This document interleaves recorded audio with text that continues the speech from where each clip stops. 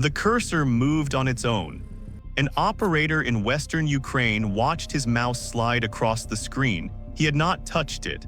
It crossed the grid diagram, stopped over a circuit breaker, and clicked. A town went dark. He reached for the mouse. It did not respond. He was locked out of his own console, watching someone else work. It was the 23rd of December, 2015. Within 30 minutes, the same thing was happening at 2 more control centers in 2 more regions. To understand that half hour, go back 9 months. In March, staff at 3 Ukrainian power companies received an email with a Word attachment. Opening it asked the reader to enable macros. Some of them did. The malware was called BlackEnergy. It switched nothing off. It opened a door and waited. For months, the intruders did nothing visible. They read internal documents. They mapped the corporate networks. They found the bridge to the industrial systems that controlled the grid and crossed it. Then they studied. They learned which software the operators used. They learned the substation layouts. They harvested credentials for the VPN engineers used from home and found it had no second factor. They read the staff rosters too. They knew when shifts were thin. They watched the grid being run until they understood how to run it themselves. That reconnaissance took 9 months. The attack took 30 minutes. They chose 2 days before Christmas. The operators lost control of their workstations in the afternoon. The intruders had logged in through the same remote tools the company's own engineers used. They were not exploiting a flaw. They were using the system correctly with valid credentials from somewhere else. One by one, they began opening breakers. The malware did not open them, a person did. Someone was sitting at a keyboard, looking at a copy of the Ukrainian grid, clicking towns off the map. Around 30 substations went offline.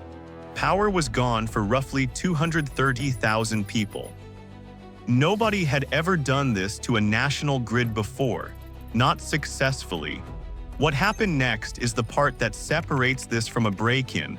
The operators tried to close the breakers remotely. They could not. The attackers had reached the serial to Ethernet converters, the small devices that let the control center speak to the substations, and overwritten their firmware.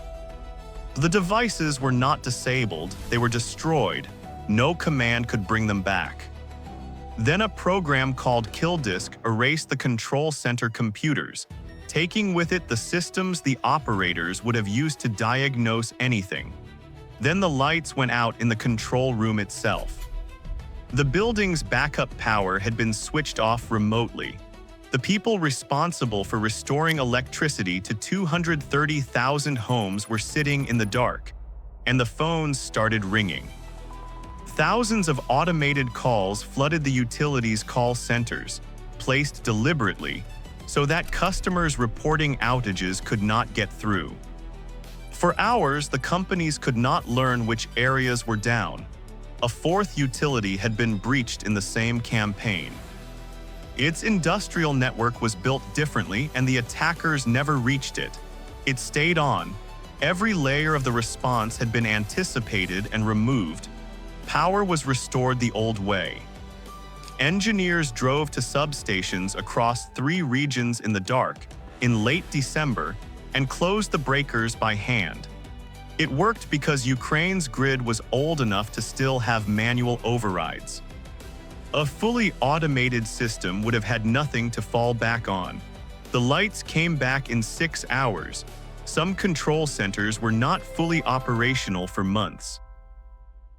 Investigators spent the following year reconstructing it. The malware carried references to Dune in its code, and the group took its name from them, Sandworm. It was linked to Russian military intelligence. In 2020, 6 officers were indicted by name in the United States. None has been arrested. 12 months after the blackout, on the 17th of December 2016, a substation north of Kyiv went offline.